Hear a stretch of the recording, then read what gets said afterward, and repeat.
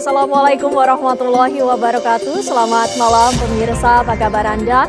Pemirsa, konflik antara Israel dan Hamas memasuki babak baru setelah adanya kesepakatan tahap pertama dari rencana perdamaian yang diprakarsai oleh Amerika Serikat. Meski gencatan senjata telah diumumkan, namun serangan dan juga korban sipil masih terus berjatuhan di Gaza, Palestina.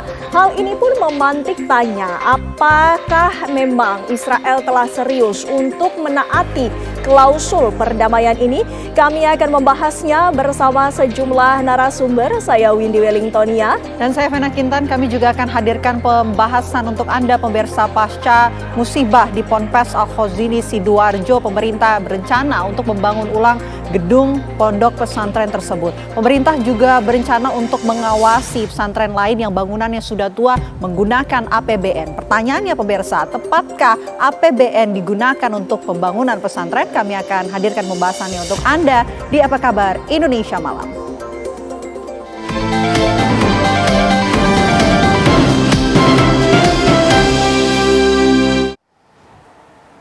Pemirsa, kebakaran hebat terjadi di kawasan permukiman padat penduduk di wilayah Tambora, Jakarta Barat. Dugaan sementara api berasal dari korsleting listrik.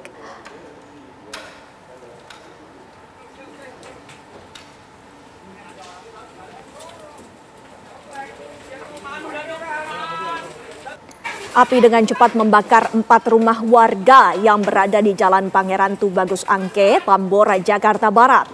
Banyaknya material yang mudah terbakar serta padatnya permukiman membuat api dengan cepat menjalar dari satu bangunan ke bangunan warga lainnya. Petugas pemadam kebakaran Sudin Jakarta Barat yang tiba di lokasi berupaya melokalisir api agar tidak meluas. Api berhasil dipadamkan 1 jam kemudian setelah belasan kendaraan pemadam kebakaran dikerahkan ke lokasi. Penyebab kebakaran masih diselidiki oleh petugas dari kepolisian sektor Tambora, namun dugaan sementara api berasal dari korsleting listrik.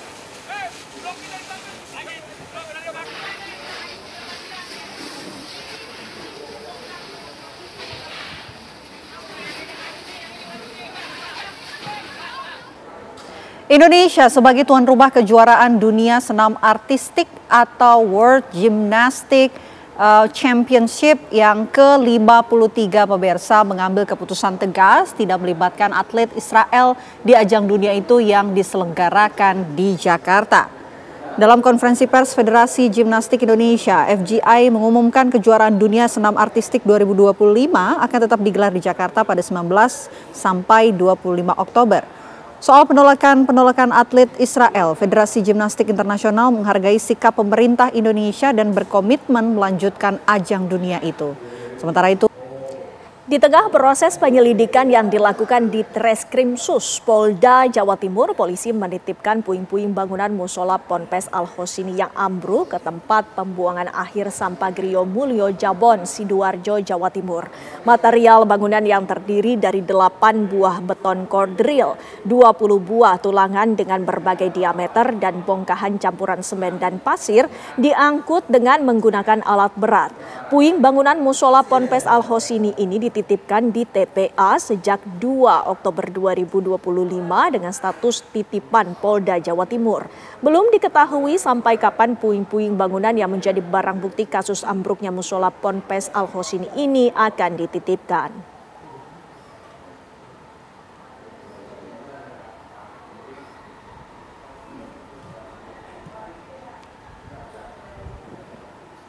buntut robohnya bangunan musola pesantren Al-Khazini di Sidoarjo, Jawa Timur, polisi meningkatkan status hukum dari penyelidikan menjadi penyidikan. Polisi akan kembali melakukan pemeriksaan lebih mendalam dan akan melakukan pemanggilan terhadap saksi-saksi. Sejumlah pihak akan dimintai keterangan terkait perencanaan konstruksi pembangunan. 17 saksi yang telah diperiksa kemungkinan akan kembali dimintai keterangan bersama saksi tambahan. Usai ditutupnya pencarian korban, polisi dari Lab 4, Inavis, serta penyidik gabungan dari Ditreskrimsus dan Ditreskrimum Polda Jawa Timur dikerahkan ke lokasi kejadian untuk mengumpulkan barang bukti.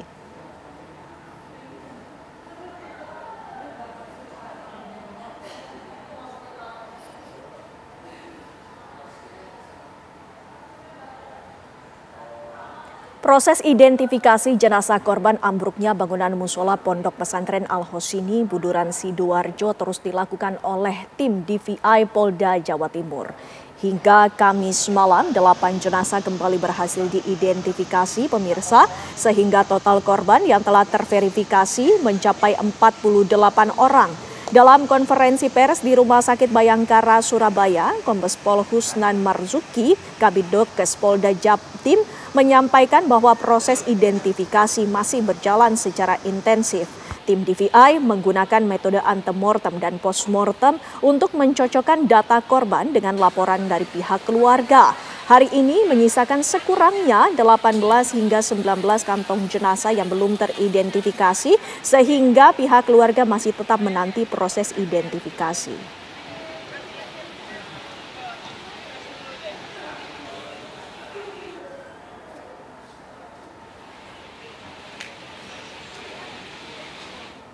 Ya, kita akan update informasi terbaru bersama dengan Syamsul Huda yang saat ini berada di Rumah Sakit Bayangkara, Surabaya, Jawa Timur. Selamat malam Syamsul Huda, sudah adakah korban ataupun jenazah yang berhasil diidentifikasi hari ini? Selamat malam, Sena, Windy, dan pemirsa.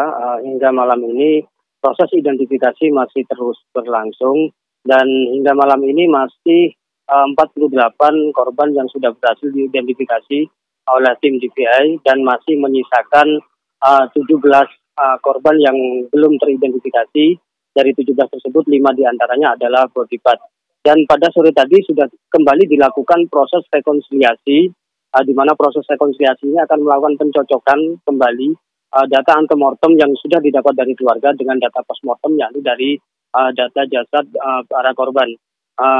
Sementara itu proses tes DNA juga akan sudah dilakukan dan sampel-sampel tes DNA juga sudah dikirimkan ke laboratorium Pusdokes Mabes Polri, sehingga tampak tadi sudah ada persiapan-persiapan. Kemungkinan tim DVI akan kembali mengumumkan korban-korban yang berhasil diidentifikasi. Dan sampai hari ini masih belum ada informasi apapun, namun barusan tadi juga baru saja Menteri Sosial hadir di Rumah Sakit Bayangkara, terutama di postmortem ini, selain untuk memastikan pelaksanaan dari proses identifikasi, Menteri Sosial Saifullah Yusuf juga mengapresiasi kinerja dari tim DVI yang bekerja cukup cepat untuk melakukan identifikasi dan segera menyerahkan jenazah kepada keluarga. Tak hanya itu, Saifullah Yusuf, Menteri Sosial, juga memberikan penguatan-penguatan kepada keluarga korban yang sampai hari ini masih menunggu kepastian terkait dengan identifikasi dari keluarga-keluarga mereka. Demikian. Baik, tim DVI Rumah Sakit Bayangkara dari Polda Jawa Timur masih terus melakukan proses identifikasi terhadap jenazah korban Pondok Pesantren Al-Hosini. Terima kasih Syamsul Huda atas informasinya. Selamat bertugas kembali. Pemirsa, sejumlah pedagang asongan mengamuk di atas kapal Pelni KM Enggapulu di Ambon, Maluku.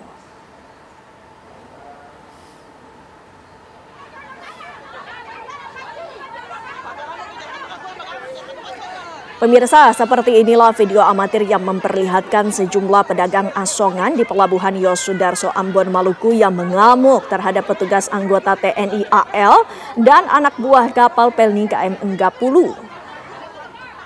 Para pedagang ini mengamuk hingga melempari dagangannya berupa makanan dan minuman hingga berhamburan di dek kapal. Kemarahan para pedagang ini sontak menjadi pusat perhatian para penumpang saat mereka tiba di Pelabuhan Yosudarso. Keributan itu dipicu saat petugas melakukan razia terhadap para pedagang asongan yang berjualan di atas kapal.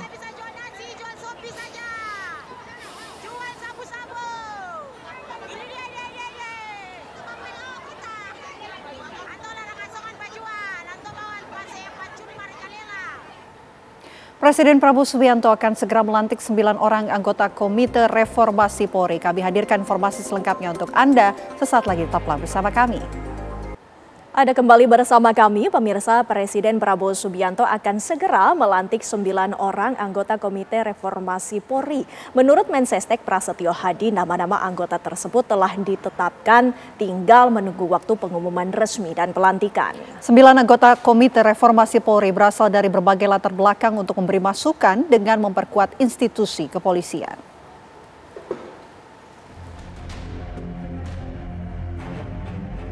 Presiden Prabowo Subianto telah menetapkan 9 nama anggota Komite Reformasi Polri dan tinggal menunggu waktu untuk diumumkan secara resmi. Menteri Sekretaris Negara Mensesnek Prasetyo Hadi menyatakan komite ini dibentuk sebagai bagian dari upaya memperkuat institusi kepolisian melalui reformasi menyeluruh. Prasetyo juga menegaskan bahwa tidak benar Kapolri Jenderal Listio Sigit Prabowo sempat mengajukan nama-nama calon anggota komite yang kemudian ditolak oleh Presiden. Menurut Prasetyo, 9 tokoh yang akan mengisi komite berasal dari latar belakang hukum dan kepolisian.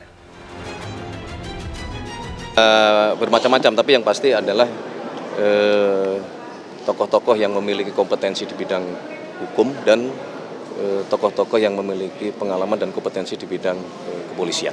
Prof Mahfud sama Jimli ikut Pak Memas. Nah, tunggu nanti akan diumumkan nama-namanya. Meski belum merinci nama-nama tersebut, Prasetyo memastikan bahwa daftar sudah final dan tinggal menunggu pengumuman resmi dari Presiden Prabowo. Pelantikan komite kemungkinan besar akan dilakukan dalam waktu dekat. Tim TV One mengabarkan. Kendati program makan bergizi gratis MBG tengah disorot karena kasus keracunan siswa, pemerintah memastikan MBG akan jalan terus. Berlanjutnya program unggulan Presiden ini tentunya tak lepas dari sokongan dari berbagai kalangan, terutama DPR. MBG dilihat punya nilai strategis dan bermanfaat panjang. Selengkapnya dalam Ulas Utas, Gerak Cepat, Benahi MBG.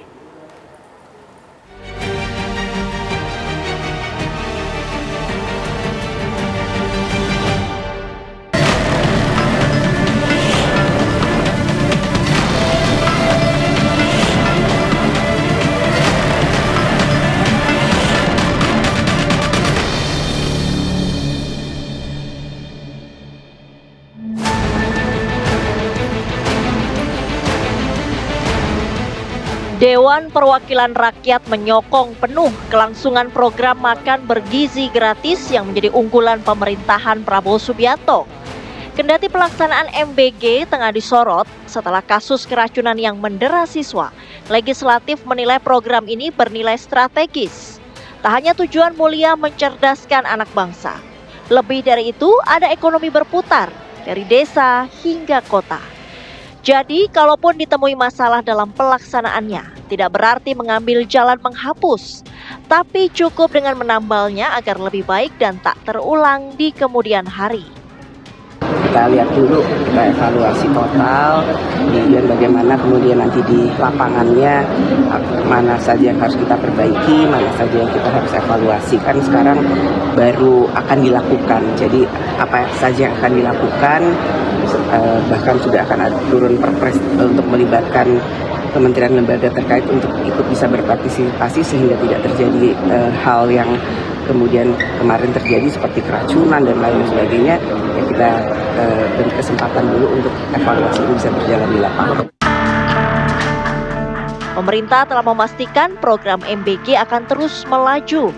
Dan tentu saja pemerintah tak menutup mata atas persoalan yang mengganjal program unggulan ini. Pemerintah akan berupaya menutup celah-celah yang memungkinkan terjadinya keracunan MBG.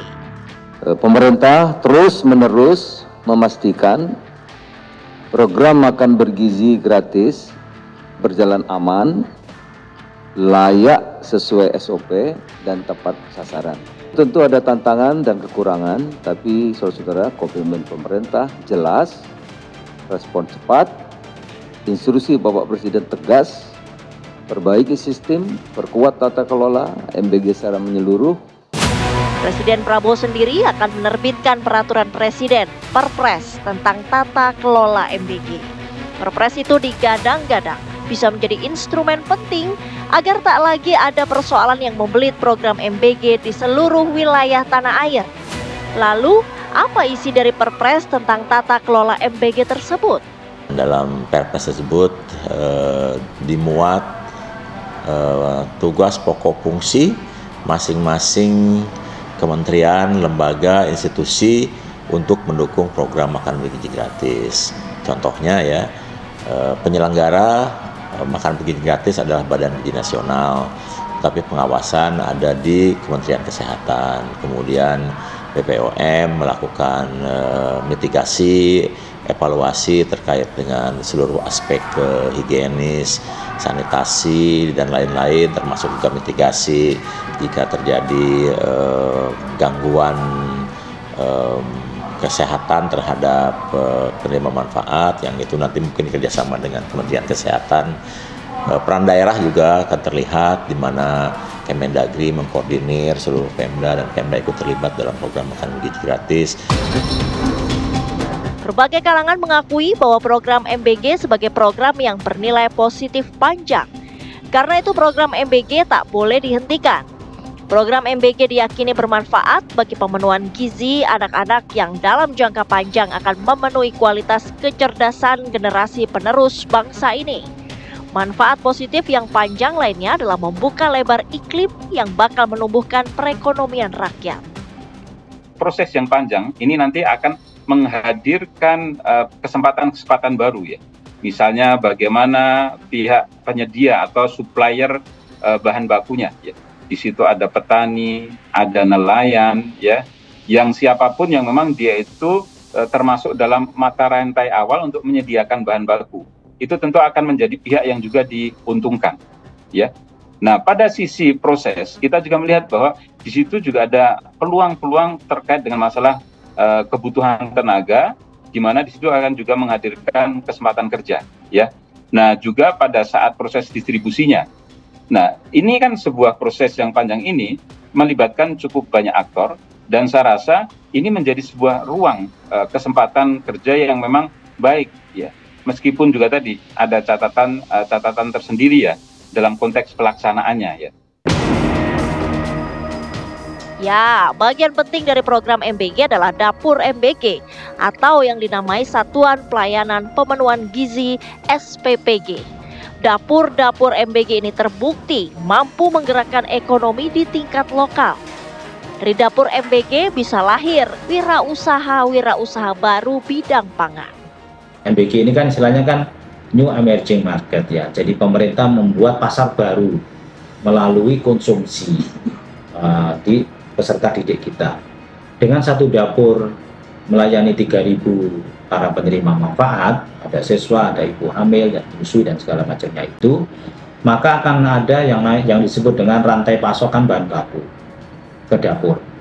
Nah, melalui rantai pasok inilah kita berharap nanti bisa menggerakkan ekonomi di tingkat lokal, dan sekarang sudah terbukti bahwa satu dapur itu memberi ruang lahirnya 5-6 entrepreneur supplier baru yang bergerak di bidang pangan, yang itu basisnya dari komunitas-komunitas di tingkat lokal, pedagang beras, kemudian peternak ayam, peternak ikan, pedagang sayur, pedagang buah, yang hari ini itu mereka betul-betul merasakan manfaat dari keberadaan dapur itu dengan cara apa? Menjadi supplier bahan baku ke dapur. Masyarakat juga diajak bersama-sama turut mendukung berjalannya program MBG. Masyarakat bisa terlibat dalam menyiapkan ekosistem pangan yang mendukung operasional dapur-dapur MBG. MBG itu sifatnya kontinuitas, ya, berkesinambungan. Oleh karena itu saya mengajak seluruh masyarakat yang ada di desa-desa, yang ada di sekitar SPPG itu berdiri, ayo kita manfaatkan dengan membangun ekosistem ekonomi pangan, agar apa? Agar tujuan Pak Prabowo SPPG atau MBG ini bisa menggerakkan roda ekonomi masyarakat di bawah itu bisa tercapai. Kalau tidak, nanti yang mengambil keuntungan, yang mengambil manfaat adalah bukan masyarakat lokal. Program makan bergizi gratis terbukti tak hanya menyuntikkan gizi untuk anak-anak sekolah, tapi juga menjadi penopang ekonomi ribuan pekerja dapur di sejumlah daerah. Dan agar manfaat mulia itu tak luntur, Program MBG harus terhindar dari pemburu rente atau keuntungan semata.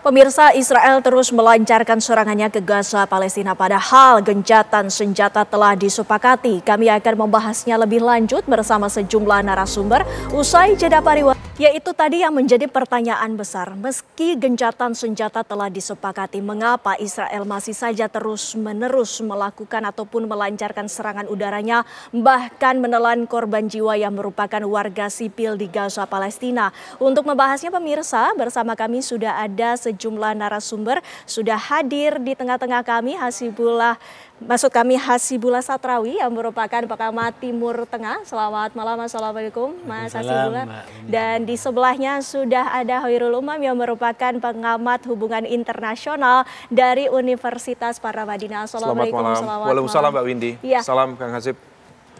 Mas Umam. Dan untuk membahasnya lebih lanjut bagaimana sesungguhnya keadaan dan fakta di Gaza, kami juga telah terhubung pemirsa bersama relawan Mercy, sudah ada Hadiki Khalid. Assalamualaikum, selamat malam Pak Hadiki.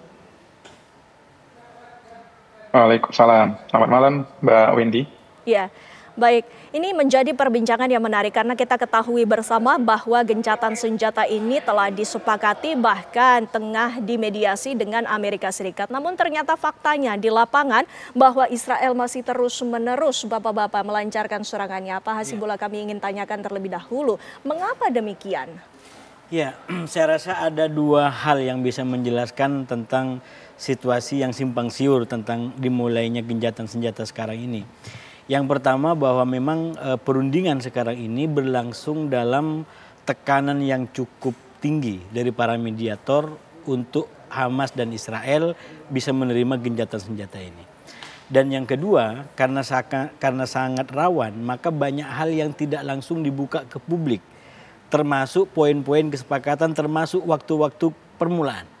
Nah, inilah kemudian yang kalau kita lihat dalam 24 jam terakhir, itu masih ada perbedaan-perbedaan masyarakat dalam memahami ini. Memang telah dicapai kesepakatannya itu di hari Kamis atau hari Rabu kemarin atau hari Kamis persisnya, tapi itu baru pengumumannya, berlaku efektif belum. Nah, semalam ketika Israel melakukan ratifikasi, terutama di jam 12 waktu Israel atau kurang lebih sekitar jam 4 waktu sini, maka kemudian mulai tersirat bahwa ini dimulai efektif gencatan senjata. Yeah. Tapi ternyata beberapa jam kemudian Al Jazeera masih menyiarkan adanya serangan-serangan ya yang dilakukan oleh Israel.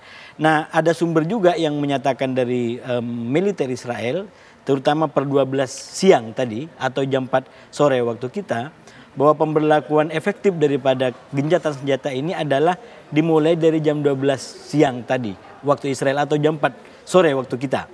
Nah, kalau dilihat dari perkembangan terbaru, kita lihat apa yang disiarkan oleh Al Jazeera, di mana sekarang ini fenomenanya adalah Israel menarik mundur pasukannya dan bahkan masyarakat Gaza mulai kembali ke rumah masing-masing, maka patut diduga bahwa memang berlaku efektif ini dimulai daripada 12 siang waktu Israel.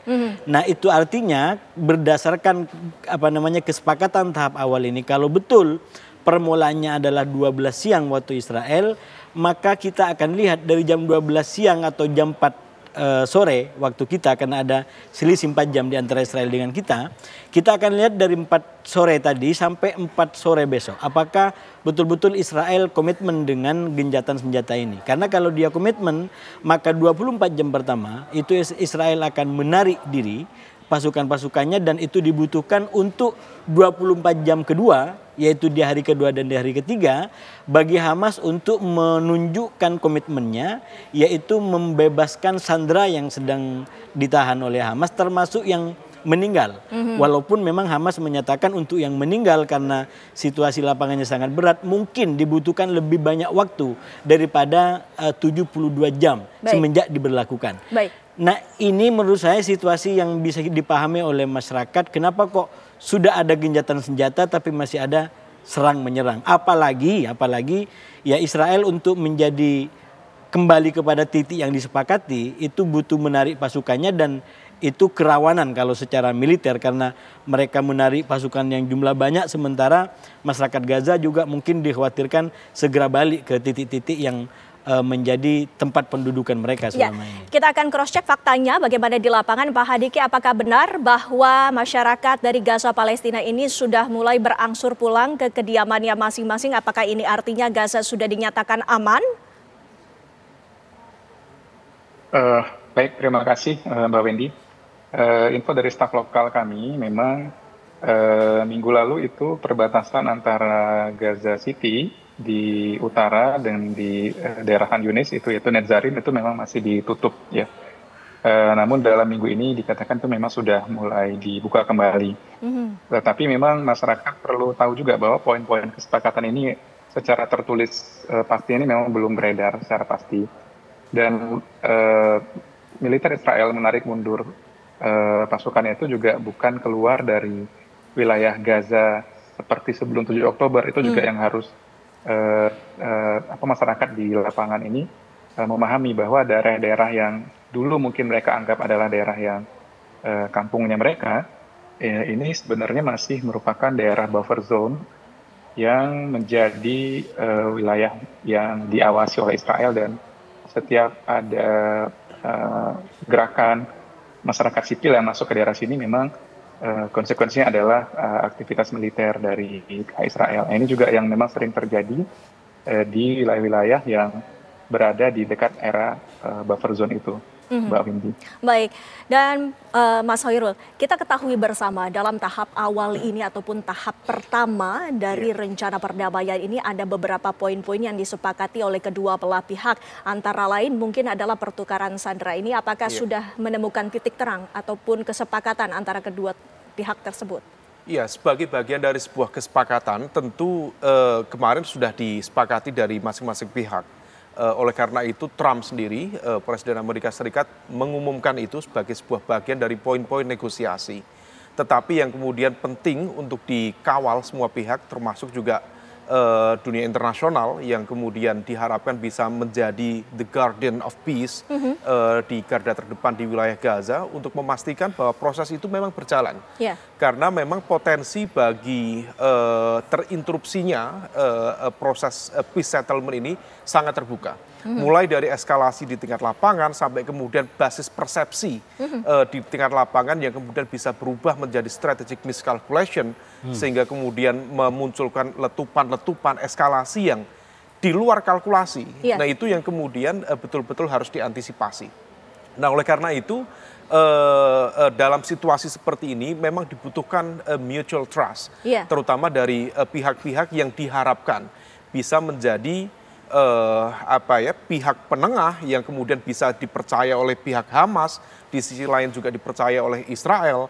Maka negara-negara yang kemarin menjadi inisiator utamanya, terutama Turki, kemudian Qatar, kemudian Mesir, tentu dengan PBB, otoritas dari UNGA kemarin yang sudah memberikan statement secara clear, harus betul-betul mengawal itu. Karena kalau misalnya kemudian tidak, basis-basis persepsi di tingkat lapangan itu bisa mengacaukan sebuah kesepakatan besar yang sudah siap dijalankan. Nah ini yang kemudian hal yang sangat rentan. Oleh karena itu betul-betul basis mutual trust yang kemudian bisa disampaikan ke semua pihak ini harus disosialisasikan dengan baik.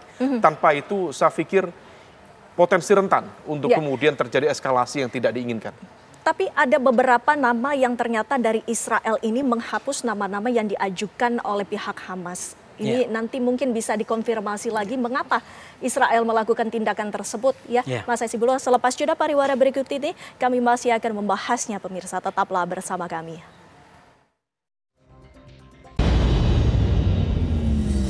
Kita lanjutkan perbincangan kami, Mas Hasibuloh. Tadi saya sempat tanyakan sebelum jeda, dengan adanya kesepakatan ini di tahapan awal ini adalah pergantian ataupun pertukaran dari sandera. Para sandera ini. Namun kita ketahui bersama bahwa ada sejumlah nama yang dicoret oleh Israel. Ini apa yang menjadi latar belakang ataupun alasannya? Ya, sekali lagi ini bagian daripada manajemen kehati-hatian yang dipegang teguh oleh para mediator. Jadi banyak hal yang tidak diungkap ke publik, termasuk salah satunya daftar daripada nama-nama sandera yang akan dibebaskan. Jadi masing-masing memberikan daftar, memberikan permintaan. Dari Hamas punya daftarnya, kemudian dari dari Israel juga sama, terutama yang dari Hamas. Nah, persoalannya ada beberapa nama yang saya baca sampai perkembangan terakhir itu belum dinyatakan secara clear telah dapat persetujuan dari Israel, terutama berkaitan dengan tokoh-tokoh pergerakan, baik dari salah Hamas satu sendiri. namanya mungkin pemimpin senior Fatah, yaitu Marwan Barghouti. Iya. Jadi ini nama-nama yang istilahnya punya pengaruh besar dan high profile lah istilahnya, yang itu kalau bagi Israel mungkin agak menakutkan kalau ini dibebaskan. Bahkan Hamas juga minta misalkan jenazah daripada Muhammad Sinwar dan Yahya Sinwar juga bagian daripada yang dikembalikan. Tapi sekali lagi info-info yang sensitif seperti ini di tahap pertama ini belum dinyatakan secara terbuka diterima atau ditolak, terutama oleh para mediator.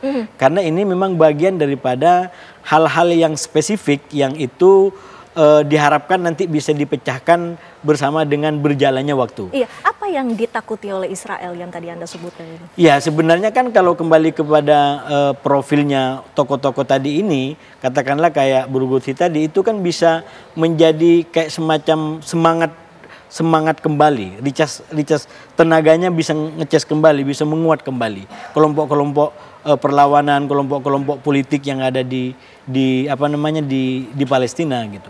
Apalagi dengan katakanlah jenazahnya Yahya Sinwar atau Muhammad Sinwar misalkan. Itu kan sudah menjadi martir, itu dia sudah menjadi ikon, dia sudah menjadi penggerak perlawanan. Sehingga kita lihat kalau di panggung dunia tokoh-tokoh besar seperti itu rata-rata kuburannya itu nggak ketahuan orang.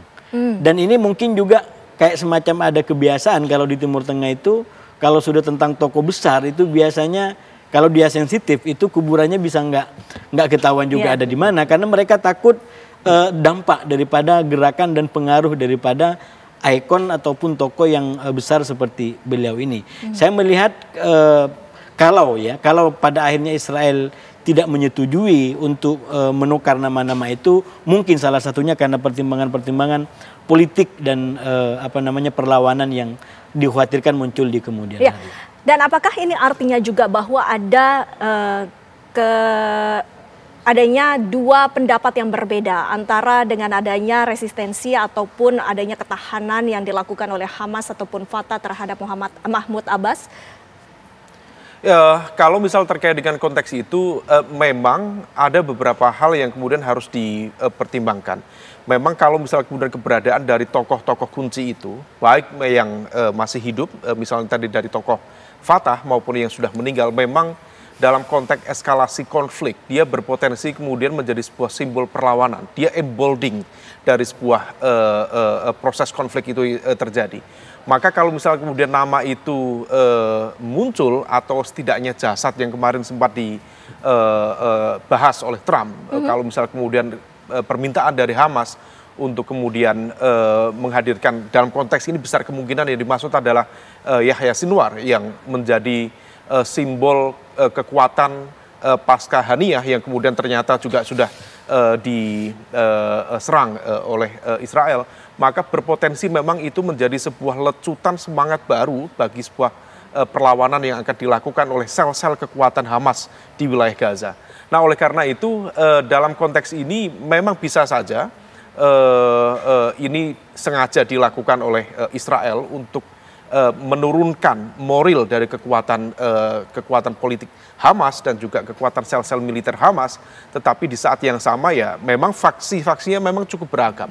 Kalau misal kemudian yang ditolak oleh Israel salah satunya adalah representasi dari Fatah, ya bisa saja ini adalah juga bagian dari upaya untuk meredam potensi-potensi kekuatan figur yang seringkali memang bisa menjadi tokoh kunci dari continuity dari sebuah proses perlawanan.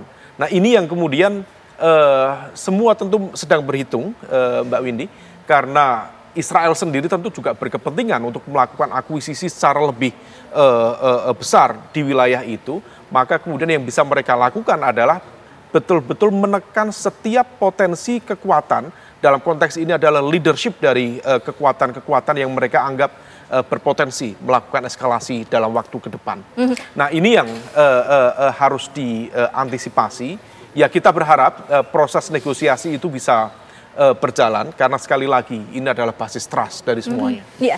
Mbak Wendy, Mas Umam, saya rasa pertanyaannya Mbak Wendy tadi menarik kalau mau dibaca lebih detail di dalam peta politik Palestina mutakhir. Katakanlah tentang Mahmud Abbas ataupun Fatah ataupun Hamas, terutama untuk konteks Palestina dan Gaza pasca perang. Ya. Karena begini, kalau cara bacanya menurut saya, kemungkinannya ada bahwa itu ada kaitan dikhawatirkan jadi pemimpin Palestina masa depan menggantikan Mahmud Abbas atau siapapun gitu ya. Ada kemungkinan gitu. Tapi cara bacanya menurut saya, yang pertama sekarang ini kalau kita baca peta lapangan, Mahmud Abbas sendiri itu istilahnya di antara orang yang cukup problematik posisi politiknya. Karena Mahmud Abbas ini hampir tidak dipercaya baik oleh lawan dalam tanda kutip maupun kawan. Tidak dipercaya oleh lawan, sudah pasti Israel nggak mengakui Mahmud Abbas. Dia tidak mau Mahmud Abbas menjadi pemimpin ke depan. Dan itu kenapa kemudian Gaza nggak mau diserahkan kepada otoritas Palestina, karena katakanlah ada Mahmud Abbas. Jadi lawannya Mahmud Abbas yaitu Israel sendiri nggak menerima Mahmud Abbas. Kawannya pun itu sebenarnya juga masih banyak yang sebagian paling tidak kritis terhadap Mahmud Abbas. Jadi posisinya Mahmud Abbas itu betul-betul sangat dilematis. Bahkan dalam kondisi perundingan seperti sekarang, coba bayangkan, katakan Hamas dijadikan musuh oleh semua. Tapi faktanya butuh tanda tangan Hamas kok hari ini. Gencatan senjata itu adalah Hamas yang ngambil keputusan. Padahal dia orang yang paling nggak disukain. Dia adalah dianggap sebagai teroris oleh mereka bahkan. Kenyataannya tanda tangannya dibutuhkan gitu. Jadi ada orang seperti Hamas yang dianggap sebagai musuh tapi justru menentukan, tapi ada katakanlah kekuatan lain seperti mungkin di tepi barat di Mahmud Abbas yang di Fatah yang mungkin dianggap sebagai dia nggak masalah tapi keputusannya nggak menentukan, terutama paling tidak dalam konteks sandera. Nah ini yang menurut saya kemungkinannya ada tapi cukup kecil menurut saya kalau dibaca dalam konteks itu. Saya lebih cenderung kepada bahwa ini berkaitan dengan potensi ancaman keamanan atau mungkin perlawanan yang bisa dimainkan oleh tokoh-tokoh yang sekarang berada di penjara Israel. Kalau bebas. Dr. Hadiki, dengan merespon adanya kemungkinan tersebut yang mungkin terjadi di Gaza ataupun di Palestina secara keseluruhan, bagaimana para relawan khususnya untuk relawan Indonesia memposisikan diri di sana? Ya, kita pernah menghadapi situasi begini ya, persis di bulan Januari 2025 ketika saat itu ada gencatan senjata. Yang pasti setiap ada usaha untuk meringankan beban masyarakat Palestina itu akan sangat disambut meriah oleh masyarakat dan mereka akan tidak ragu-ragu untuk merayakan hal tersebut. Karena apa? Karena kata mereka paham sekali bahwa situasi ini bisa berubah suatu waktu, tapi karena situasi yang mungkin singkat ini sudah terjadi, yang itu yang mereka syukuri dulu hari itu saat itu gitu, dengan kesadaran bahwa situasi masih dapat berubah kembali. Dan benar saat itu bulan Maret 2025 gencatan senjata dibatalkan secara sepihak oleh Israel dan memulai serangan kembali. Padahal proses tahapan-tahapannya itu juga kurang lebih sebenarnya punya kerangka yang sama gitu, ada penarikan bertahap, penghentian bertahap sampai pada akhirnya gencatan senjata permanen.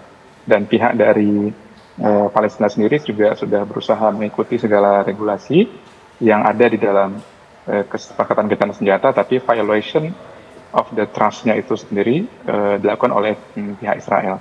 Jadi memang betul situasi yang ada saat ini sangat rapuh, tapi celah untuk memperbaiki atau mengurangi krisis kemanusiaan ini harus diambil sebesar-besarnya saat ini oleh kita semua. Baik, Dr. Hadiki. Dan salah satu poin juga Pak Hoirul yang kita ketahui bahwa kesepakatan yang diminta oleh Hamas ini adalah bantuan, antara lain adalah 400 truk bantuan logistik yang diperbolehkan untuk masuk setiap harinya.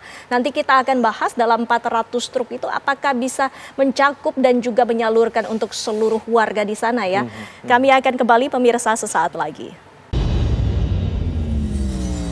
Ya pemirsa, salah satu poin yang ingin diajukan oleh Hamas dalam kesepakatan antara rencana perdamaian ini adalah bantuan. Di mana Mas Umam tadi kita sebutkan bahwa syaratnya adalah 400 truk bantuan logistik yang harus masuk setiap harinya. Bagaimana menurut Anda, apakah ini dapat benar-benar terrealisasi? Ya, ini memang soal teknis, tapi sangat memiliki impact strategis. Karena bagaimanapun juga tentu pihak-pihak yang kemudian diharapkan bisa menjadi mediator di proses eskalasi, bukan eskalasi, tetapi di proses pasca ceasefire yang dilakukan, memang betul-betul harus bekerja keras. Karena bagaimanapun juga upaya mendistribusikan, kemudian bagaimana proses bantuan itu bisa berjalan, itu harus betul-betul dijadikan sebagai sebuah momentum untuk menghadirkan tadi itu konteksnya basis kepercayaan semua pihak.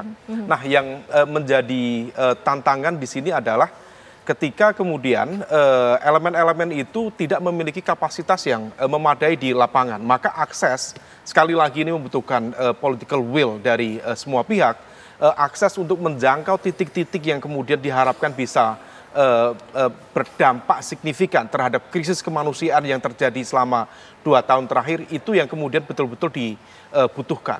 Nah, oleh karena itu kalau misal kemudian negara-negara tadi yang menjadi promotor utama bagi ceasefire ini bisa kemudian bekerja dengan lembaga-lembaga multilateral yang lain, baik itu UN, representasinya dari UN, termasuk juga dari OIC, atau barangkali kalau misal Indonesia memungkinkan untuk membawa ASEAN joint forces, dalam konteks ini adalah humanitarian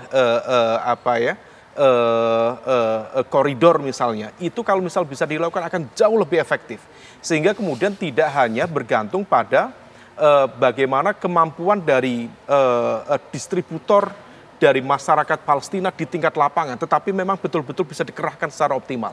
Tetapi sekali lagi ini hanya satu fase yang kemudian kita harapkan. Yang terpenting adalah hadirnya positive peace.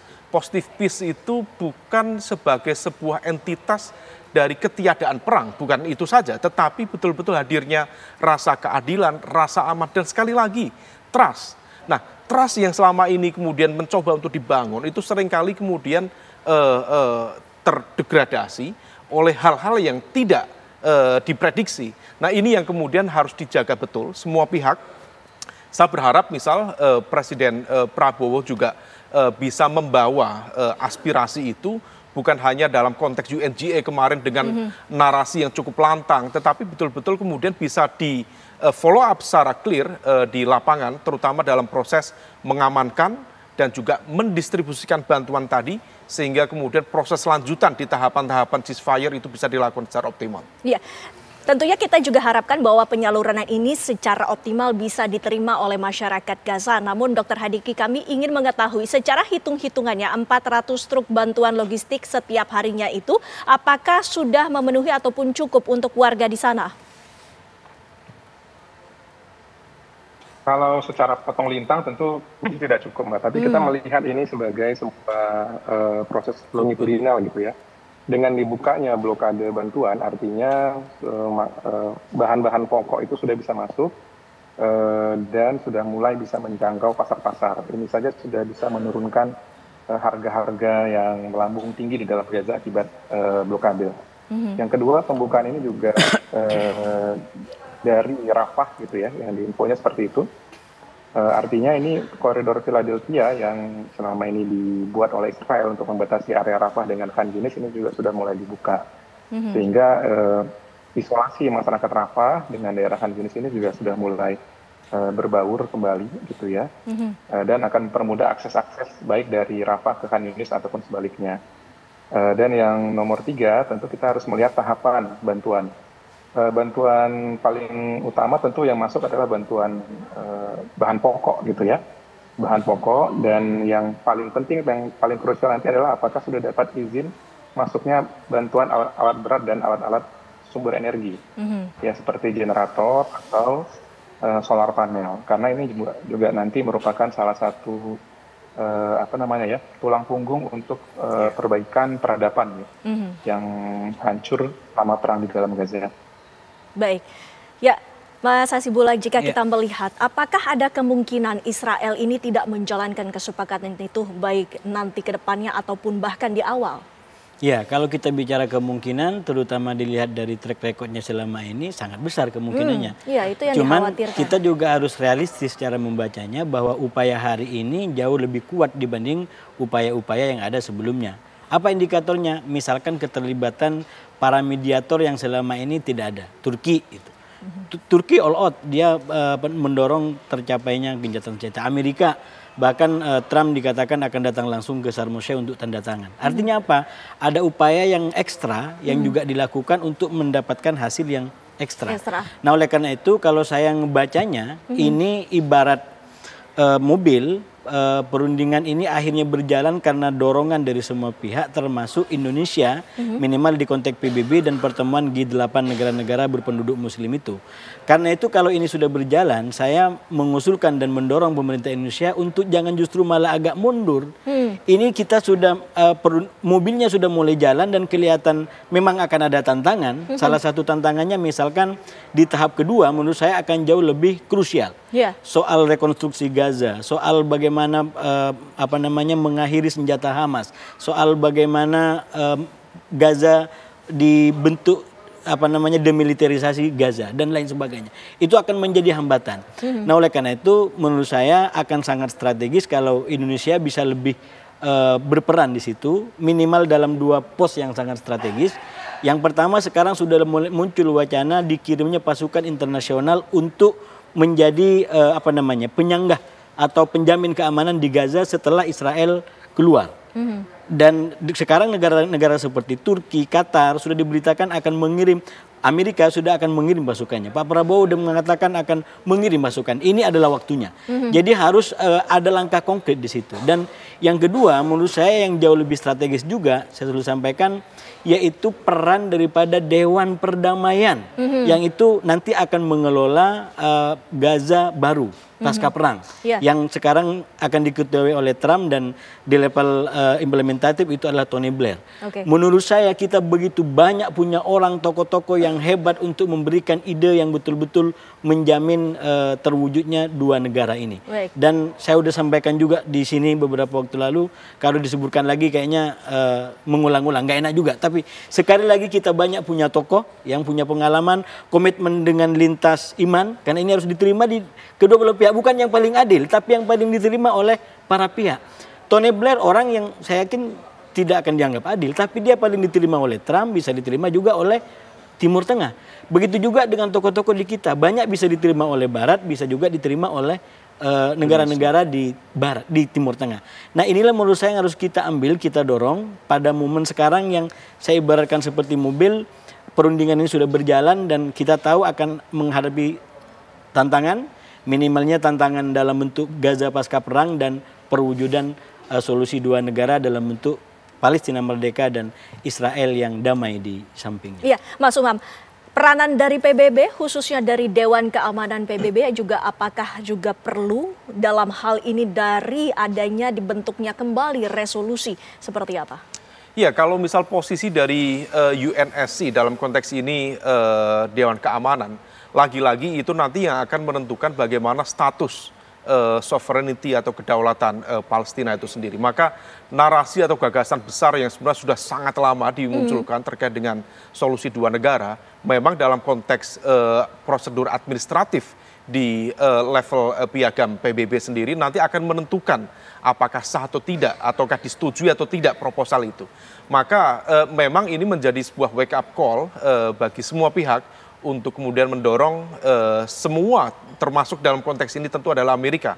Mumpung Amerika juga sudah membuka ruang, membuka diri dalam proses perdamaian di Gaza. Tetapi sekali lagi itu adalah langkah yang nanti masih cukup panjang prosesnya. Kalau misal kemudian tahapan-tahapan ceasefire ini bisa kita lakukan secara optimal, maka kemudian upaya untuk kemudian mengegolkan, terutama terkait dengan proposal yang sudah disepakati di UNGA sebelumnya, kemudian bisa dibahas secara lebih detail di UNSC. Nah, oleh karena itu pembahasan post-konflik atau post-war governance, terutama di wilayah Gaza, itu menjadi penting untuk dilakukan, dioptimalkan, sehingga kemudian dari semua pihak memang betul-betul bisa menghadirkan tadi ya, mulai dari teknis demilitarisasi, kemudian bagaimana membangun kebutuhan-kebutuhan teknis, bukan hanya soal makanan, tetapi tadi soal power dan lain sebagainya, atau energi, atau listrik dan lain sebagainya. Kalau misal kemudian itu bisa dilakukan, saya pikir upaya untuk mendorong lebih jauh lagi, terutama dalam perdebatan teknis di UNSC, bisa dilakukan bersama-sama. Ya, kita harapkan juga bahwa gencatan senjata yang saat ini telah disepakati tahapan-tahapannya ini berlaku permanen sehingga tidak ada lagi perang ataupun konflik di Timur Tengah. Terima kasih Bapak-Bapak sudah hadir bersama kami di Apa Kabar Indonesia Malam. Seorang ibu muda di Kota Bekasi, Jawa Barat menjadi korban pembegalan saat berkendara dengan sepeda motor seorang diri. Aksi tersebut terekam kamera CCTV. Dari rekaman kamera CCTV yang terpasang di salah satu toko di Kampung Cerewet, Duren Jaya, Bekasi Timur, Kota Bekasi, terlihat pemirsa ada 2 orang tengah memaksa dan merampas sepeda motor serta menodongkan senjata tajam. Korban yang ketakutan menyerahkan kendaraannya sambil berteriak meminta tolong. Teriakan korban pun didengar oleh pengunjung warkop yang sempat melempar kursi ke arah pelaku. Namun para pelaku berhasil kabur membawa motor hasil rampasannya. Kasus pembegalan sepeda motor ini kini tengah ditangani oleh Kepolisian Polsek Rawalumbu dan Polres Metro Bekasi Kota.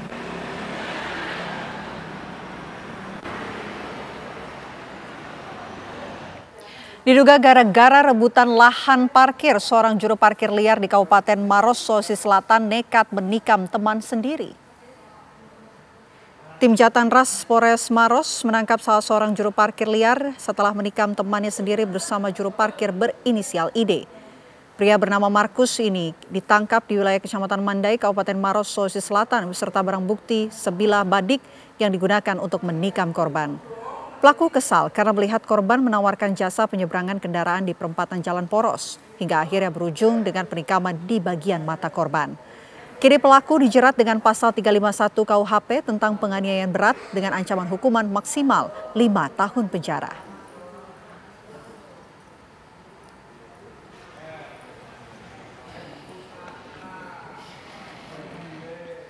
Pemirsa, pemerintah berencana untuk kemudian membangun kembali gedung di Pondok Pesantren Al-Khozini. Apakah tepat anggaran pembangunan menggunakan APBN? Awas!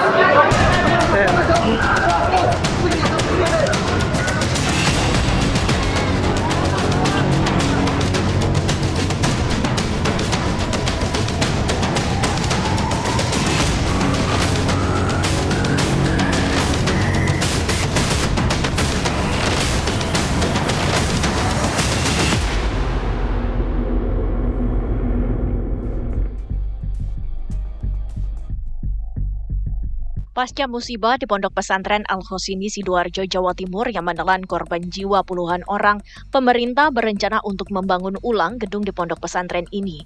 Hal ini diambil mengingat kondisi gedung yang tidak mungkin direnovasi karena kondisi struktur bangunan yang tidak mungkin dibangun sebagian.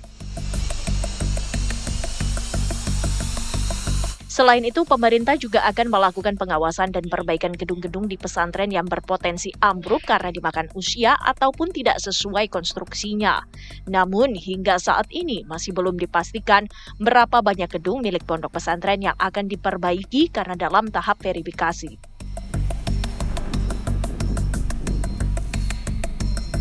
Niat baik pemerintah ini perlu diapresiasi, meski di sisi lain muncul masalah lain, yaitu dari mana anggaran yang akan digunakan untuk membangun gedung di Pondok Pesantren Al-Khozini dan pesantren lainnya. Apakah tepat anggaran pembangunan menggunakan APBN? Mungkinkah bantuan yang dikucurkan melalui APBN akan memunculkan kecemburuan?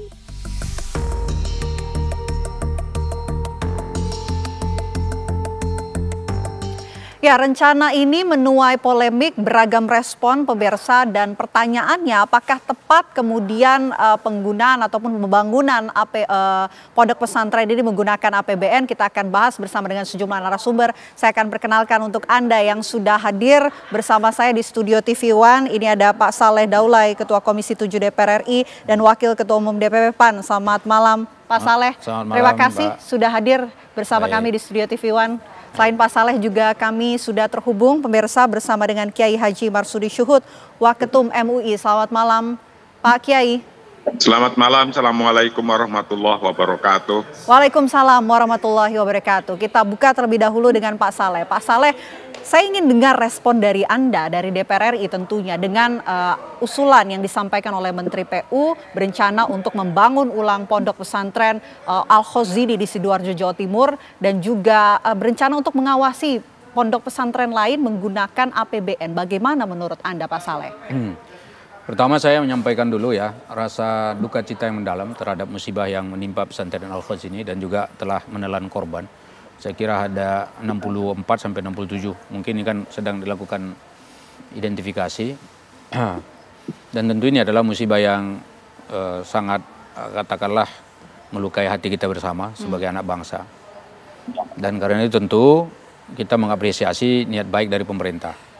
Pertama, apresiasi yang perlu kita sampaikan pada pemerintah karena kemarin pada saat katakanlah melakukan pencarian korban itu saya lihat pemerintah sungguh-sungguh.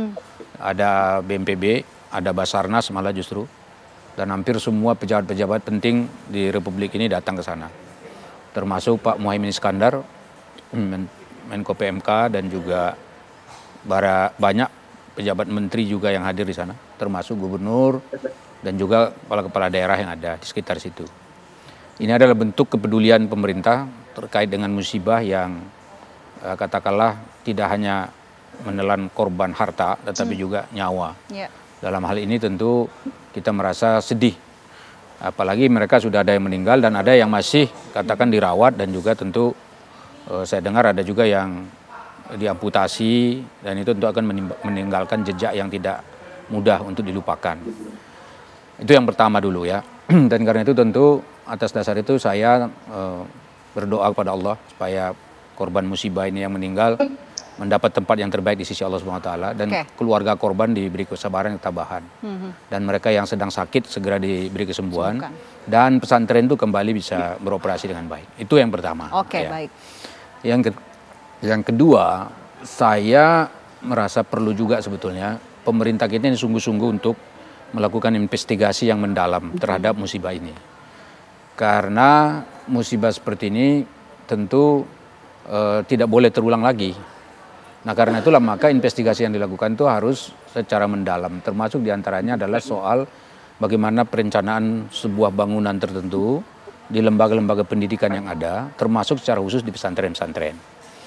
Nah karena itu maka ini kita bukan mau mencari siapa yang salahnya dalam konteks ini, tetapi justru kita mau menelusuri apa sebenarnya yang terjadi sehingga bangunan itu roboh dan menelan korban. Nah karena kalau misalnya tidak dilakukan investigasi mendasar terhadap apa yang terjadi di situ, dikhawatirkan nanti hal-hal seperti ini, hal-hal serupa akan terjadi di masa yang akan datang. Dan ingat, pondok pesantren itu adalah lembaga pendidikan termasuk yang tertua di Indonesia. Jadi bahkan sebelum ada pemerintahan Republik Indonesia yang merdeka seperti sekarang, pondok pesantren itu sudah ada dan sudah mendidik banyak anak-anak bangsa kita yang jadi orang-orang besar. Nah karena itulah maka ke depan pesantren-pesantren itu harus dibangun secara serius dan sungguh-sungguh. Sehingga dengan demikian tidak terulang lagi kasus yang sama. Yang ketiga yang saya sampaikan adalah saya dengar sekarang aparat penegak hukum sedang melakukan katakanlah penyelidikan. Apa sebetulnya yang terjadi di balik itu. Dan karena itu tentu kita berharap penyelidikan yang dilakukan itu nanti hasilnya disampaikan secara terbuka kepada masyarakat. Dan karena itulah maka tentu kita harus juga mendorong supaya penyelidikan yang dilakukan oleh katakanlah aparat penegak hukum itu bisa cepat selesai. Yang keempat, sekarang kan ada korban jiwa yang sudah meninggal dunia. Kemudian ada yang sakit. Kemudian ada lagi mungkin anak-anak kita di sana yang akan kembali lagi sekolah di situ. Nah, ini mesti harus diselesaikan berbagai macam hal yang terkait dengan mereka. Katakanlah misalnya mereka yang sedang sakit, bagaimana pengobatannya, siapa yang akan bertanggung jawab, dari mana anggarannya, termasuk mereka yang meninggal dunia kemarin, apa yang harus dilakukan kepada mereka, apakah nanti kita berikan juga uang duka cita, atau seperti apa bentuknya gitu. Kemudian juga termasuk kepada katakanlah mereka-mereka yang sedang bekerja di sana sebagai pemilik pesantren, guru-guru, dan juga yang memang secara serius katakanlah mengelola pondok pesantren ini gitu. Dan tentu tidak ada yang menginginkan ada duka cita seperti ini sebetulnya. Tetapi tentu kita harus mengkritisi dan juga tentu meneliti sebaik mungkin terkait dengan masalah ini. Kalau soal pembangunan ponpes? Nah, yang kelima, ini yang kelima nih. Yang kelima, kan ada rencana katanya ini akan membangun pondok pesantren ini dengan menggunakan APBN. Nah, perlu saya tegaskan bahwa semestinya memang tugas dari pemerintah itu adalah memberikan pelayanan publik yang seluas-luasnya. Termasuk diantaranya adalah memberikan pelayanan pendidikan. Baik itu pendidikan agama maupun pendidikan umum. Dan sebetulnya selama ini sudah dilakukan oleh pemerintah. Tetapi faktanya anggaran yang dimiliki pemerintah tidak cukup untuk menyediakan seluruhnya dalam rangka memfasilitasi anak-anak didik yang sedang belajar di sekolah-sekolah itu. Itulah sebabnya para pihak swasta katakanlah diperkenankan, diperbolehkan, malah dianjurkan juga untuk boleh membangun sekolah-sekolah. Maka kita lihat sekarang kan sekolah-sekolah swasta jauh lebih banyak dibandingkan dengan sekolah pemerintah. Nah, sekarang pertanyaannya, jika nanti pemerintah katakanlah memberikan bantuan APBN untuk sekolah itu, pertanyaannya adalah jangan sampai menimbulkan kecemburuan dari pihak-pihak sekolah-sekolah lain yang tentu juga berharap dibantu. Dan sekali lagi saya rasa kalau ditanya apakah uang pemerintah nanti cukup untuk membangun seluruh katakanlah lembaga pendidikan yang ada di Indonesia, apalagi memperbaiki, memperkuat, memperluas dan seterusnya, itu kan juga nanti akan ada hitung-hitungan tersendiri. Yang jelas sekarang ini untuk tahun 2026 kemarin sudah diketok palu di DPR, anggaran untuk pendidikan kita adalah sebesar 769,1 triliun rupiah. Nah, ini saya tidak tahu nanti porsi-porsinya dan alokasinya kemana saja, apakah semuanya untuk pesantren, semua sekolah umum, perguruan tinggi dan seterusnya. Dan tentu itu ada perhitungan-perhitungan sendiri yang sudah ditetapkan oleh pemerintah. Jangan sampai menimbulkan kecemburuan gitu bagi sekolah ataupun pondok pesantren lainnya. Kalau dari Pak Kiai, bagaimana Pak Kiai? Apakah ini sudah merupakan langkah yang tepat? Pertama, saya sebagai kaum pesantren yang memang keluarga dan juga kitanya adalah dari masyarakat pesantren. Maka saya pertama-tama mengucapkan terima kasih dan apresiasi kepada Bapak Presiden, kepada Bapak Menteri, kepada Bapak-Bapak yang ada di perwakilan rakyat DPR, dan juga kepada Gubernur dan Wakil Gubernur dan seluruh yang kemarin telah membantu evakuasi, dan sekarang insya Allah ke depan pemerintah akan hadir untuk membantu. Entah bentuknya apa perbantuan itu, kami dari masyarakat pesantren mengucapkan terima kasih dan apresiasi setinggi-tingginya. Itu nomor satu. Nomor dua, ketika kemarin juga disampaikan bahwa nanti akan ada checking seluruh pesantren yang umurnya sudah ratusan tahun, karena mungkin itu sudah tidak sesuai dengan kekuatan bangunannya, karena di Indonesia ada sekitar 42.000 pondok pesantren yang mungkin banyak yang berdirinya sebelum Republik ini berdiri, seperti Al-Khazini ini berdiri tahun 1915, itu artinya berdiri sebelum Republik ini berdiri, dan kaum santri kiai-kiainya turut untuk mendirikan Republik ini. Maka jika pemerintah ini kemudian ngetuk palunya melalui DPR untuk memberikan sumbangan atau apapun jenisnya, sebagai masyarakat pesantren kami ucapkan terima kasih. Pertanyaannya tadi seperti pertanyaannya Pak Saleh Daoleh. apakah dari segini banyaknya nanti akan minta semua, atau bahkan nanti kebingungan ketika banyak yang minta, itu kira-kira. Ya, kita terutama masyarakat pesantren seperti saya, ya pilihlah dulu mana yang lebih urgen, mana yang lebih penting, mana sesuaikanlah dengan keadaan keuangan negara ini, yang keadaannya ada berapa disalurkan kepada yang paling penting, paling urgen, yang paling membutuhkan. Jikapun tidak semuanya, membangun pesantren itu kan dari zaman dulu ada sumbangan dari pemerintah ataupun tidak, bekal utamanya kan sumbangan masyarakat setempat, masyarakat ya siapapun yang mau menyumbang. Itu pada prinsipnya tetap akan berjalan pembangunan pesantren itu.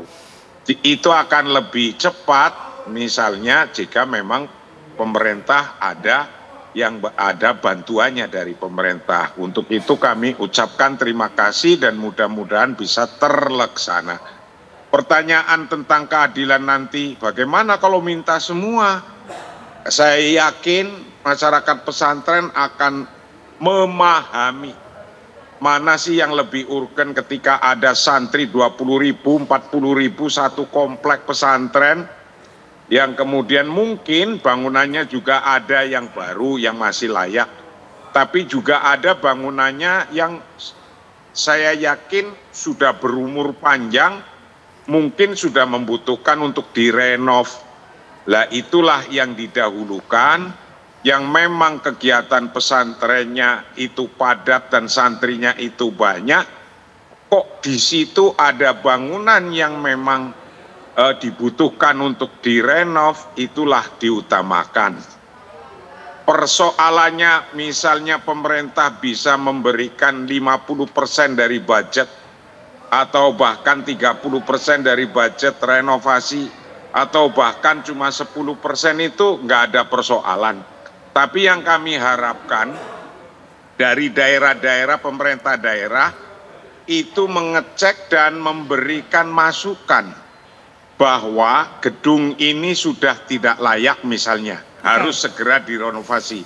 Itu karena ada pengawas bangunan, saya nggak tahu apakah itu dari PU atau apa, yang jelas dari pemerintahan itu ada pengawasan pembangunan.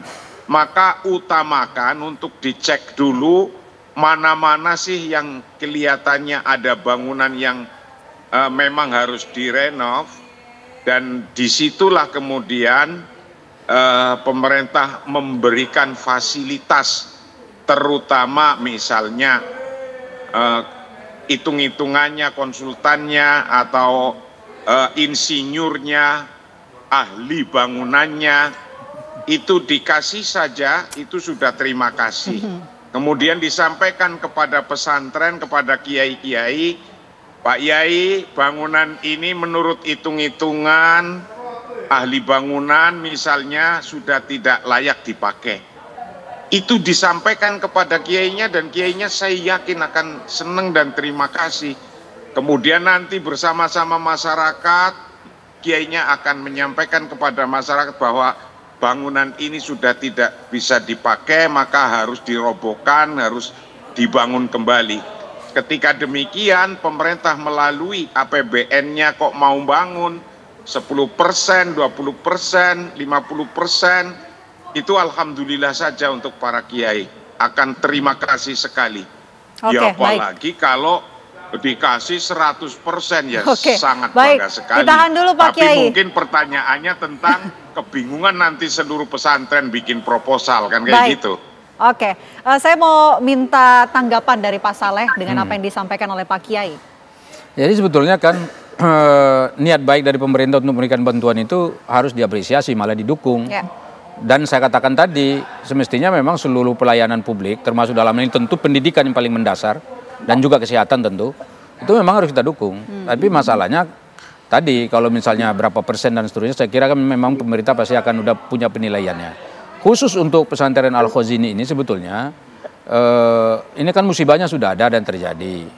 Nah karena itu tentu sekali lagi saya katakan bukan langsung misalnya kita berpikir berapa bantuan dari APBN yang harus diberikan ke sana, bukan soal itu. Itu pasti mulia, itu pasti bagus gitu. Tetapi tentu kabar duka cita yang seperti ini itu tentu kita harus katakanlah perjelas sebetulnya duduk persoalannya di mana. Jangan sampai nanti misalnya kita kasih bantuan lagi dan seterusnya itu malah justru nanti tidak produktif untuk misalnya mengembangkan lembaga pendidikan seperti ini. Itu satu. Kemudian kedua, memang ada anggaran sebesar 769,1 triliun tadi yang saya katakan untuk pendidikan tahun 2026. Masalahnya itu uang untuk apa saja? Jadi itu adalah uang untuk seluruh pendidikan yang ada di Indonesia. Bukan hanya pesantren dan Kementerian Agama saja, tapi juga seluruh lembaga-lembaga pendidikan yang memang dikelola langsung oleh negara. Mulai dari SD, SMP, SMA, SMK, dan termasuk perguruan tinggi. Dan juga baik sekolah agama maupun sekolah umum gitu. Itu jelas. Nah khusus untuk soal pesantren, perlu juga misalnya ini kita pertegas juga, kita sampaikan kepada masyarakat. Biasanya dana pesantren itu bukan diambil dari dana Kementerian Pendidikan Nasional. Katakanlah pendidikan dasar menengah dan Kementerian Dikti, bukan. Tetapi justru diambil dari anggaran yang ada di Kementerian Agama. Nah Kementerian Agama kan dia punya sekolah-sekolah mulai dari Rodotul Atfal, kemudian Ibtidaiyah, Tsanawiyah, Aliyah, dan juga perguruan tinggi. Itu jumlahnya juga banyak sekali. Dan mereka tidak selalu, setahu saya juga dulu dosen di Universitas Islam Negeri Syarif Hidayatullah di Jakarta. Dan setahu saya memang anggaran pendidikan di Kementerian Agama itu selalu saja kurang sebetulnya dibandingkan dengan budget yang sebetulnya harus diberikan. Nah termasuk dalam hal ini untuk membagi-bagi dengan pondok-pondok pesantren itu tentu pasti akan ada hitung-hitungan sendiri. Makanya tadi pertanyaannya, apakah ini diambil dari dana alokasi pendidikan yang tadi yang saya sebut, atau justru mungkin pemerintah punya katakanlah anggaran budget yang katakanlah sebagai buffer stok ya, kurang lebih seperti itu, yang mungkin diambil dari katakanlah BNPB. Di BNPB itu kan ada namanya rehabilitasi rekonstruksi pasca bencana, atau mungkin dari Basarnas, atau mungkin dari lembaga-lembaga pemerintah lainnya. Nah kalau misalnya diharapkan dari lembaga pendidik, katakanlah dari anggaran pendidikan, tentu hitungan-hitungan itu sendiri saya kira harus dilakukan segera dan itu harus dibuka kepada publik juga. Sebetulnya tidak masalah kalau misalnya kita berikan bantuan. Dan perlu juga saya pertegas juga ya, saya sendiri secara pribadi juga katakanlah mendorong bagaimana agar lembaga-lembaga pendidikan keagamaan seperti ini ya bukan hanya pondok pesantren tapi juga lembaga keagamaan seperti Muhammadiyah punya, Persis punya gitu kan, dan organisasi keagamaan lain seperti yang dimiliki oleh teman-teman dan saudara kita yang katakan memiliki keyakinan berbeda dengan Islam. Itu sebetulnya harus didukung dan didorong karena mereka juga melahirkan anak-anak bangsa yang saya kira tangguh dan cukup kuat, saya kira pendidikannya juga bagus, dan itu semua harus didukung oleh pemerintah. Nah masalahnya tadi kembali ke Al-Khazini tadi, kan masih ada beberapa masalah yang harus diselesaikan secara internal di dalam pesantren itu. Jadi bukan soal bantuan harus diberikan, nah, itu pasti bagus. Nah tapi diselesaikan dulu masalahnya. Anak-anak yang sakit bagaimana? Tadi saya katakan tuh, bantuan untuk mereka yang meninggal dunia seperti apa? Kemudian apakah misalnya keluarganya udah ridho? Misalnya ini udah musibah dari Allah, jadi kita kembalikan kepada persoalan ini kepada Allah. Kemudian orang tuanya sudah menerima legowo dan seterusnya. Atau memang tidak ada masalah apapun di sana gitu. Nah kalau masih ada masalah, selesaikan dulu. Dengan demikian nanti program ke depan kita melangkah lebih yakin dan percaya diri bahwa ini memang cocok untuk dibantu. Dan satu lagi yang terakhir, jangan sampai hanya itu tadi, memang Al-Khazini itu harus betul-betul dilakukan pemetaan yang tepat, termasuk bukan hanya pesantren, tetapi lembaga-lembaga pendidikan swasta lain yang bukan pesantren, tapi juga lembaga keagamaan, lembaga pendidikan umum dan seterusnya. Pak Kiai, kalau dari MUI, menurut Anda apakah perlu untuk tim MUI atau pesantren untuk ikut terlibat dalam tim yang dibuat oleh Menko Pemasyarakatan Caimin dalam hal pengawasan pesantren-pesantren yang bangunannya ini sudah tua? Perlukah untuk kemudian masuk dalam tim dan juga terlibat? Ditahan nanti, Pak Kiai, kita jawab usai jeda. Apa kabar Indonesia malam akan kembali untuk Anda pemirsa sesaat lagi.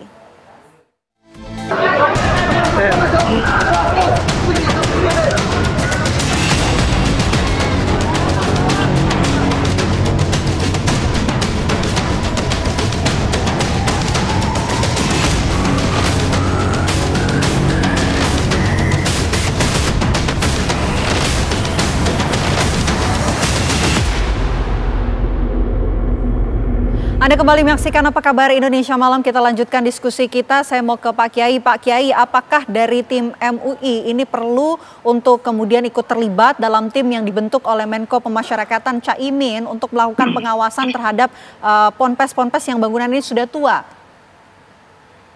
Ya, terima kasih sekali jika pemerintah akan membuat sebuah tim.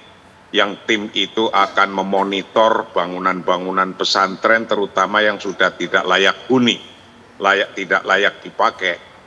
Itu siapapun nanti timnya yang dibentuk, kita ucapkan terima kasih dan appreciate.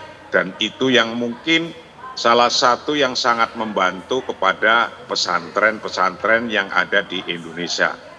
Nomor dua, jikapun nanti ada tim yang dibentuk, itu pasti akan beberapa ahli-ahli yang berbeda-beda, dan saya harap dari orang pesantren yang mengerti pesantren, yang memang ibaratnya lahir pendidikannya dari pesantren, itu juga bagus untuk diikut sertakan.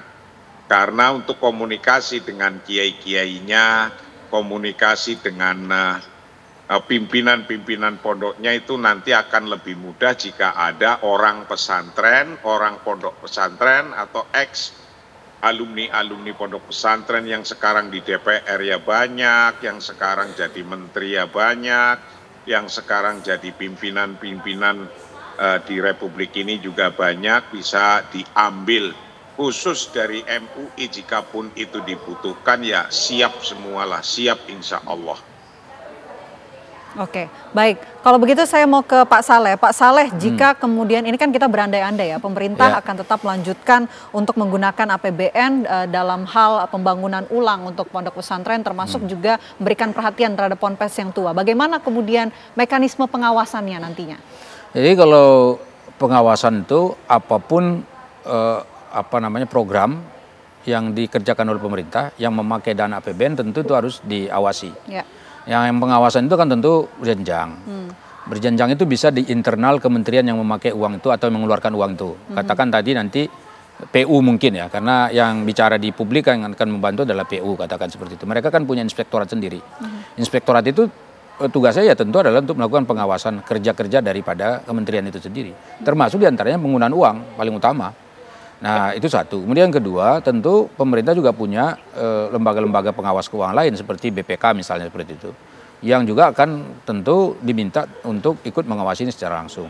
Dan sebagai anggota DPR, lembaga legislatif, DPR juga punya hak untuk melakukan pengawasan. Pengawasan dalam artian pertama, apakah regulasi yang dipakai dalam pembangunan tersebut sudah sesuai. Jangan sampai ternyata aturan hukumnya nggak ada tapi dibuat. Nah, itu kan tidak boleh melanggar. Itu penting sekali. Kalau ada kira-kira yang akan melanggar tentu akan diingatkan supaya jangan sampai ada pelanggaran. Kemudian yang kedua, tentu DPR juga berhak untuk melakukan pengawasan dari sisi penggunaan anggaran itu, karena tugas DPR itu kan hanya 3 sebetulnya, yaitu membuat undang-undang, yang kedua mengesahkan anggaran, yang ketiga melakukan pengawasan. Jadi tentu tadi legislasinya atau undang-undangnya diperiksa, kemudian penggunaan uangnya juga diperiksa. Nah, supaya apa? Supaya penggunaan uang itu dimanfaatkan secara efektif. Dan perlu juga ditegaskan di sini bahwa khusus untuk pesantren sekali lagi dananya hanya dari Kementerian Agama. Beda dengan Kementerian katakanlah Pendidikan Nasional. Itu kan tadi ada dari pemerintah kabupaten, mulai dari TK, SD, SMP. Nanti untuk SMK dan SMA itu dari provinsi. Tapi untuk perguruan tinggi dan seterusnya itu saya dengar juga anggarannya dari pemerintah pusat. Jadi ada berjenjang kalau di situ. Tapi kalau Kementerian Agama memang anggarannya ya dari Kementerian Agama saja sampai ke pondok pesantren, sampai ke bawah sana Raudatul Atfal, ke katakanlah TK-TK yang dimiliki oleh Kementerian Agama. Nah, ini semua kan kita lihat regulasi apa yang dipakai untuk ini. Nah, jadi harapan saya sebetulnya kalau memang ada anggaran itu ya bukan hanya dari anggaran pendidikan, malah justru bisa diambil dari alokasi yang lain. Nah, ini yang tahu tentang di mana anggaran yang bisa dipakai itu adalah tentu pemerintah. Jadi kemudian yang berikutnya khusus untuk penggunaan anggaran itu sebetulnya tidak ada lagi berizin yang harus diminta dengan DPR, karena kita sudah mengesahkan APBN. Jadi APBN tahun 2026 kan sudah keluar, anggarannya sudah ada. Jadi tinggal melihat alokasi mana yang bisa dipakai yang sesuai tidak melanggar ketentuan perundang-undangan, itu yang kita ambil dan itu yang kita alokasikan ke sana gitu. Sehingga dengan demikian ini pembangunannya justru akan lebih bagus dan betul-betul bisa dimanfaatkan secara luas oleh masyarakat kita. Dan ini yang saya kira juga menjadi perhatian publik ya. Mudah-mudahan ya apa yang terjadi di pesantren Al-Khazini ini bisa jadi cermin juga untuk semua introspeksi supaya kita lebih istilahnya katakanlah hati-hati dalam membangun dan juga menyediakan sarana prasarana pendidikan supaya bukan hanya tadi jumlah santri dan gurunya yang banyak, tetapi justru malah tadi bangunannya tidak diperhatikan dengan baik gitu. Oke, Pak Kiai, kan belum ada verifikasi nih, apa yang harus dilakukan oleh pesantren untuk mengamankan asetnya? Ya sebelum ada verifikasi, ini berangkatnya kan dari Al-Khazini ya. Mungkin apakah ini akan diarahkan kepada Al-Khazini lebih dulu, atau apakah ini akan nanti tim melihat semuanya, kira-kira mana sih yang lebih membutuhkan.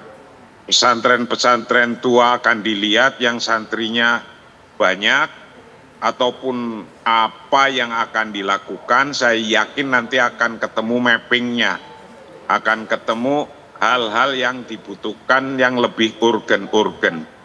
Itulah intinya yang memang nanti tim ini yang akan bergerak, akan bekerja ke arah sana. Adapun anggaran tadi telah disampaikan oleh Pak Saleh Daule, itu memang haknya DPR yang membidangi komisi anggaran, entah akan diambil dari manapun sifatnya, karena pendidikan itu amanat undang-undang, dan pesantren yang tadinya hanya belajar agama saja, sekarang setiap pesantren sudah dari mulai TK sampai perguruan tinggi, ada yang ngikut Diknas, ada yang ngikut Dikti, ada yang ngikut Kementerian Agama. Memang benar yang banyak dari Kementerian Agama, walaupun lingkupnya adalah pesantren, bahkan satu pesantren itu ada yang dari Kementerian Agama dan ada juga dari Kementerian Pendidikan Dasar, Menengah, dan juga perguruan tinggi. Inilah yang nanti kita lihat bisa sinergi. Jika ternyata bangunan yang nanti akan dilihat itu adalah ternyata misalnya SMP ngikut Kementerian Pendidikan Dasar, nah itu bisa diambil dari anggaran yang ada dari pendidikan dasar dan seterusnya sampai ke kementerian yang sesuai pada jalurnya itu. Oke, baik. Tentu kita terus pantau ya bagaimana perkembangannya, apakah nanti kemudian akan dilanjutkan sesuai dengan apa yang diusulkan di awal. Terima kasih sudah bergabung bersama kami Pak Saleh. Terima kasih juga Pak Kiai sudah bergabung bersama kami di Apa Kabar Indonesia Malam. Selamat malam. Dan pemirsa, dialog kami tadi sekaligus menutup perjumpaan kita di Apa Kabar Indonesia Malam. Pemirsa, sesaat lagi tentunya Anda dapat menyaksikan program lainnya, yakni One on One bersama dengan Maria Assegaf. Kami pamit, terima kasih. Saya Vena Kintan. Dan saya Windy Wellingtonia pamit undur diri. Selamat malam, sampai jumpa.